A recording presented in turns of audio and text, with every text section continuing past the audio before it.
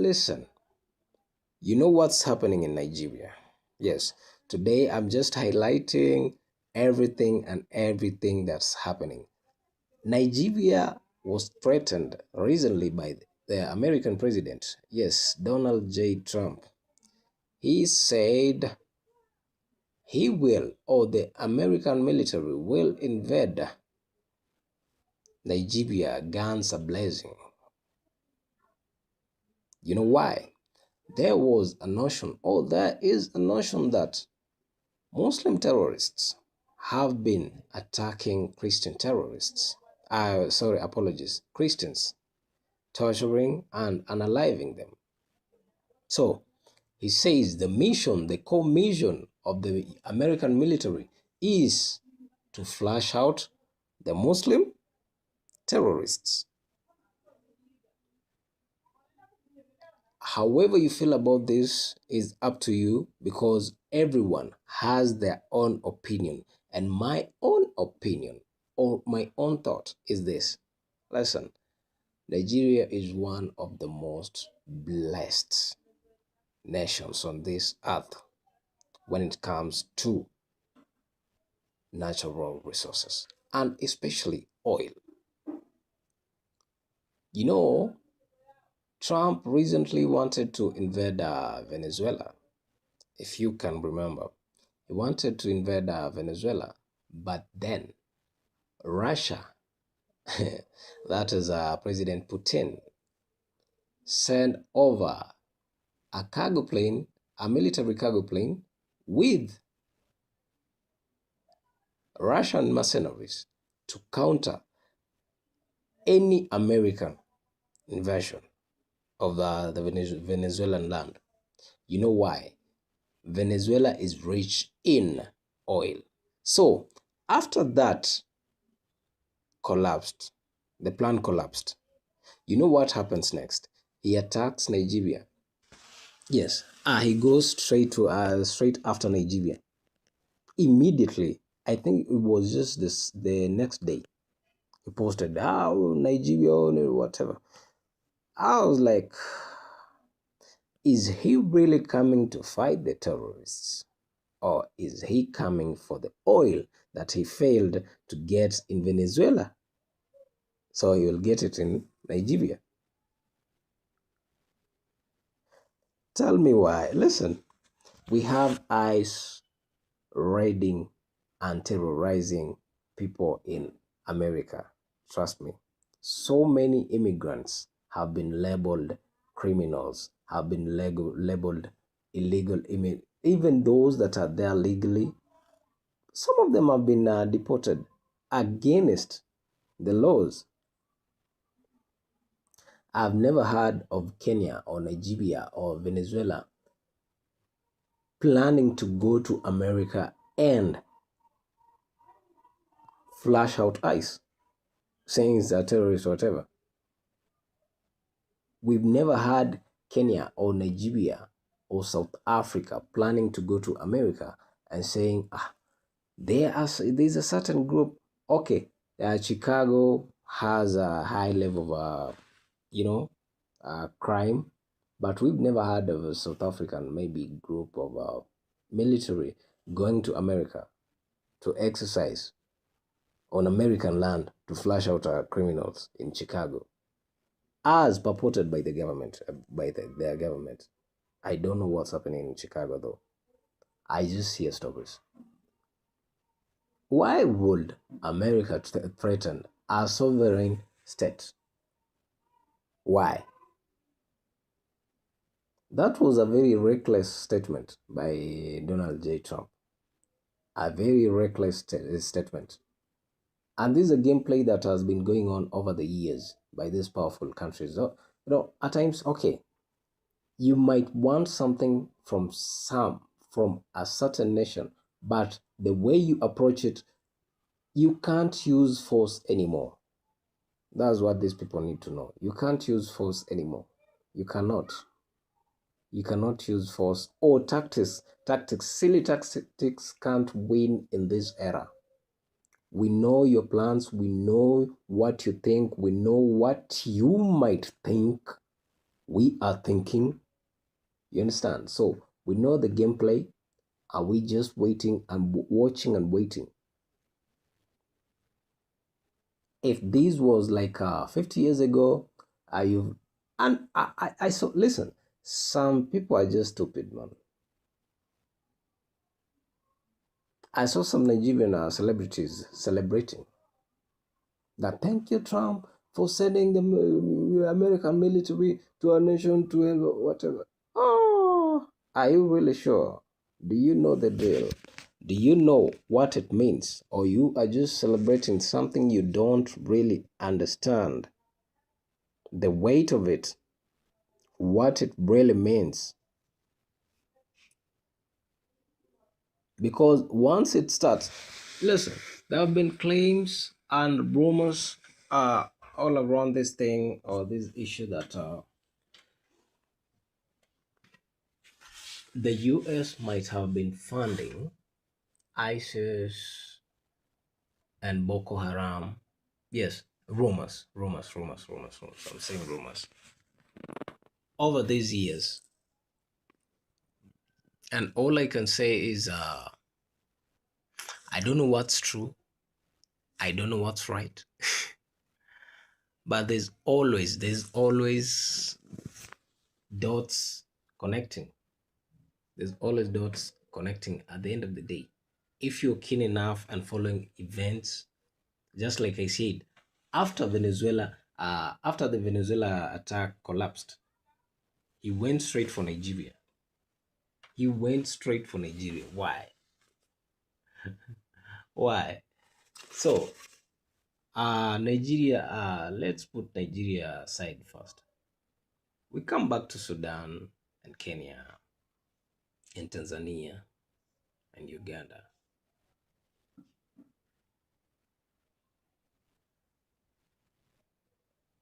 Tanzania has never experienced what happened recently. Trust me. So, the president and her administration underestimated the youth power. They underestimated the youth power. Trust me. Reason I'm saying that is at the start of the protests, or even before the protests started, there were posts saying, "We will protest." Or they were to protest on the 29th of last month. But we also, the government was just saying, there will not be protests. Don't try this or don't try this. And they were very okay, just minding their own business, going on with their normal business, not worrying that these youths might go all the way like the way they did. So after day one is when she realized, oh, this is serious. The people are really tired of me. The people are really tired of bad governance. This is a wake-up call. A wake-up call. And after they shut the internet down is when I knew dictatorship is still around. Yes, dictatorship is still a thing in Africa. So you shut down the internet and then go on a slaughter ride, ending people's lives like they are cattle. At times when we say, don't give certain people power, you may hear, oh, you are misogynistic, you are this, you're the gender biased. No, no. Listen, it's proven facts. Use a few examples. Just use a few examples. Then you'll understand what we mean or what people mean when they tell you don't give power to certain people.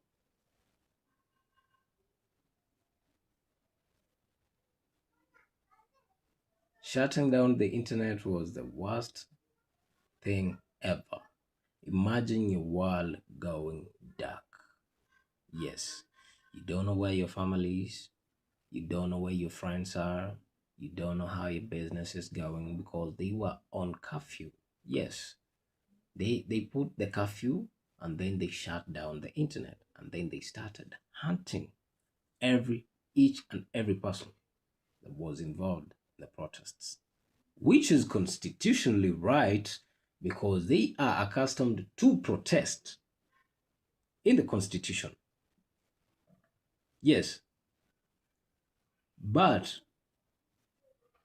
funny thing is, after protesting, your peace, your safety is not guaranteed by the government.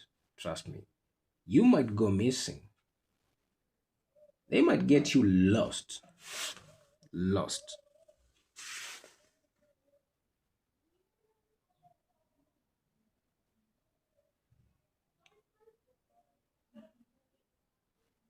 It's so sad to see all this happening. And neighboring countries like Kenya, Uganda, just watching. And at the end of the day, she gets sworn in and they can congratulate him. Ha. Yes, we saw Ruto, President Ruto and Museveni congratulate Samia Suluhu Hassan after she was sworn in a military barracks. In a military barracks, you know what I mean? Yes, it was bad. It was that bad. Normally, they get sworn, presidents get sworn in public places, maybe public stadium, a national stadium. She was sworn in a military base. That's an idea most probably given by Museveni or Ruto, if you know what I mean. We are cooked. Remember, Kenya is going to have a general election in 2027.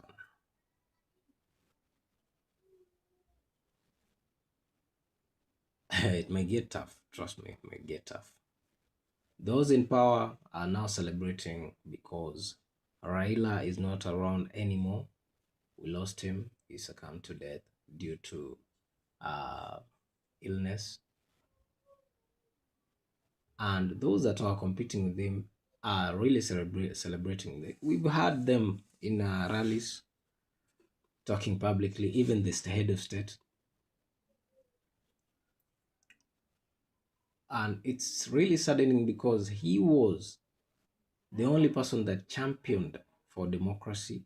He has fought for democracy for the longest time. All his life, all his political career, he has been fighting for democracy throughout these years. And he was known for that. A resilient heart. He served 7 years in jail back in the days when he was starting out, but never gave up. He came back and went strong up to the last minute. He succumbed, if you understand. Right now, Kenya does not have him anymore. The opposition that we have, they are trying, but filling the shoes or filling the space that Raila left is not easy or won't be easy. It can't be easy unless they have that kind of spirit, that kind of heart. It's not that easy. Trust me. All we are doing is just praying for God to do his wonders because those in power, we've heard rumors of them being involved with what's happening in Sudan. Maybe they might be doing arms trade, they might be doing the cleaning of gold and exporting the it, and maybe providing money. There's a lot going on. Listen, there's a lot going on.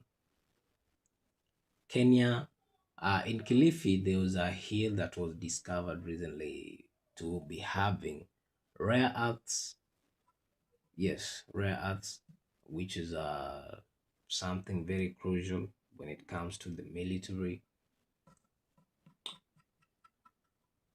And I'm just watching the power play between China and America because Chinese delegates were in Kenya. And we've had J.D. Vance, who's the vice president of America, is visiting Kenya very soon. What is he coming to do? Of course, it's just about that. Yeah. It has to be about that actually, because they are valued at the minerals are valued at the rare are valued at close to 62 billion US dollars. Yes, and might be more, might be more. So basically, there's a lot going on, and we might see a lot of developments in Kenya in the coming few years. Because of that, listen, these people will do anything. They will do anything. They can play dirty if needed to, just to get what they want. So I'm just waiting to see what they really want or what they will do to get what they want. You understand? But the era of America dominating the world, the era of America feeling like they can do anything anywhere, I think it's over, or it's coming to an end with the entry of other power players like China and Russia. We've seen Russia scare America like seriously when it comes to Ukraine and Venezuela, like real life scares. Real life scares. Trump had to hold attacks in Venezuela simply because he heard, oh, he saw uh, the Russian president take his military cargo plane to Venezuela with the Russian mercenaries to counter his own military. So, and even Trump himself, with they say during his recent 60 minutes interview,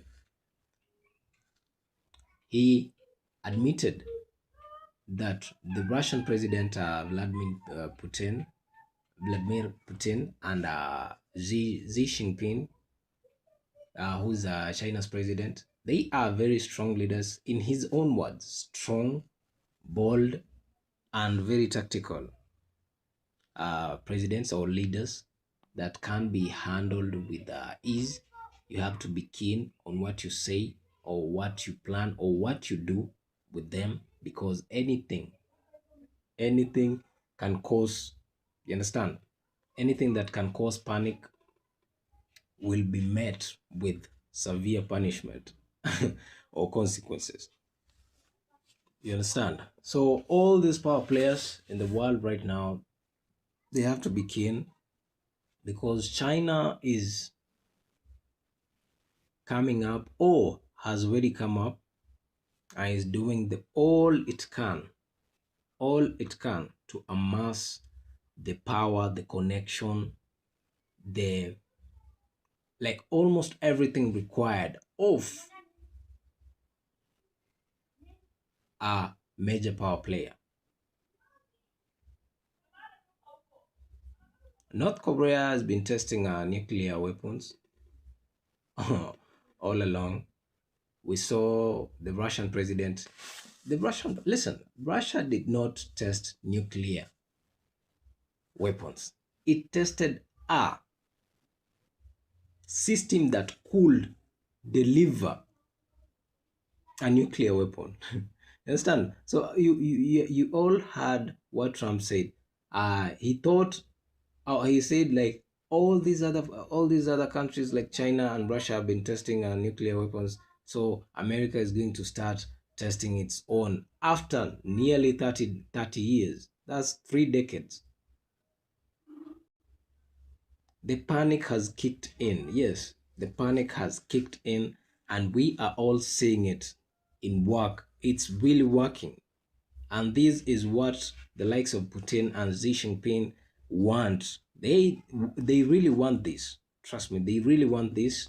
And it scares Trump. We don't know if he will get re-elected again in office, or this is his second term. He might get, listen, if he extends the term limits, then he can get re-elected. Yes. But if he doesn't, he won't get re-elected, and we will see the likes of JD Vance maybe come uh, into into play or into the site, but who are still maybe under Trump. Listen, when I look at the world right now, it's really cooked. We just don't see, or we are assuming things.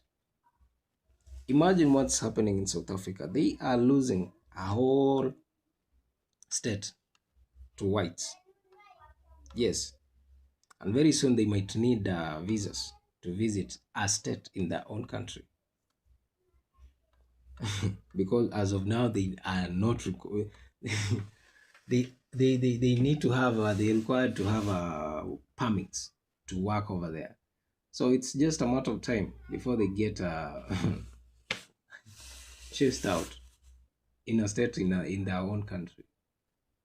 This is just how things work, man. And the same South Africans are the ones chasing fellow Africans, saying they are taking their opportunities or their jobs. Of course, illegal. Listen, if you are in a country illegally, the constitutions of those countries might clearly stipulate that you get deported. You understand? You get deported. But there are certain immigrants who are legally in these countries. But South Africans don't want that. The Dudula movement bosses or whatever, the leaders, they don't want that. As long as you're not South African, they don't want you in their country. Say you are finishing their resources, you're taking their jobs. Jobs that should be taken by South Africans or should be done by South Africans. It's a good thing. It's a good thing. But as I always say, I've talked about this a few times. As I always say, I'm Kenyan. I have Nigerian friends. I have Ugandan friends. I go over to Uganda and do production from over there. We have producers over there. We have video directors over there too. We have photographers over there too. I do the same thing, but everyone has their own touch, their own clientele base. So no one is coming to tell me that I'm taking their job. No, the client decides who they want to work with. At the end of the day, I'm paying tax. You understand? I'm paying tax because all these parks we go to shoot from, all these studios we go to pay, we pay. At the end of the day, they are paying for permits for the offices and the premises. We pay like for almost everything, the rental gear and whatsoever. We are still we are still promoting the economy in one way or the other. And as a matter of fact, we promote the economy more than they themselves, because you meet someone who's saying you're taking their jobs. They've been jobless for even 10 years. Yes, they which means they have not paid any tax. Yes, they have not remitted any tax. Maybe through these small things that are like small purchases, which are indirect. You paying taxes indirectly, but for us, we pay directly because from the input duty to whatever, from the tax stamps, from the border, whatever like the moment you touch down the border, you start paying tax until the day you'll come out of that country, and still someone would say you are taking their jobs. I really don't understand that. Anyway, it might be true, but at the end of the day, we are just developed. Africa is ours, and we shouldn't be thinking of, are you coming to our country to take our jobs, to take our opportunities? No, we have so many South Africans in Kenya. We have so many South Africans in Nigeria. The only country maybe people don't like going over there is Tunisia. We all know why. If you don't know, go research, go do some research. I won't talk about that. Go just do some research about Tunisia and you'll find out why. But all these other countries, we go there, we visit, we do jobs over there, we come out. They come to our countries, they do whatever they do, they go back home. It's just like that. Our one Africa is so powerful that even the West wouldn't like. Trust me. That's what Traore is fighting for. One Africa. But do these other presidents really want the same thing. They would rather be presidents of a broken nation or do business. There's a lot that has been concealed from the public. And a few leaders, listen, from history, you've heard of leaders who really wanted to have one Africa unified, and the Western world wasn't happy about it, and they had to end them. Yes, Nova Gaddafi, Nova, there are names, there are certain names I won't mention on this platform. So with Traore, these things are, oh, these plans are being actualized. Oh, he really wants this to work. But our African presidents, our African politicians, I won't call them leaders, most of our African politicians don't like this. They don't really like this idea. They don't really like this idea. And I don't know why, but you know why. You know why. You know why someone like Ruto won't like this, someone like Samia won't like this, someone like Museveni won't like this, someone like the South African president won't like this. You understand? People like the Cameroonian president, like why would a 92-year-old still want to vie for presidency? And listen, he's the only president who's been in power in that country ever since they gained independence. It's just like okay, Museveni is the second or third, yeah. But them, they've only had one president ever since gaining independence, and they protested after the elections, but nothing happened. Life continued. He's still in power. That just goes all the way to show you what will happen in Kenya in 2017 and in 2022 and 2027. Yes, 2027. We are used to saying 2027 until we forgot the 2027. Yeah. So Kenyans should be prepared. Kenyans should be aware of what's really coming and how they can tackle each and every of that. Yes, they should be way aware of what's coming for them. Yeah, I can see it. I don't know if they can see it. I've been, I really, as I told you, I wanted to go live today, but the kids are so many. You always hear in some of my videos so many noises in the background. They are coming to play outside. I moved in a very noisy neighborhood, by the way. So apologies for that. But content must be done. Content has to be done by all means, anywhere and anytime. Yes. Maybe just at night because I don't have much light to do content at night. I want to go live every night, by the way. I just want to go live every night, but now problem is enough lighting is a problem, but I'm working on it. There are a few people who wanted to donate once I go live, so I'm planning on doing it. Listen, once we start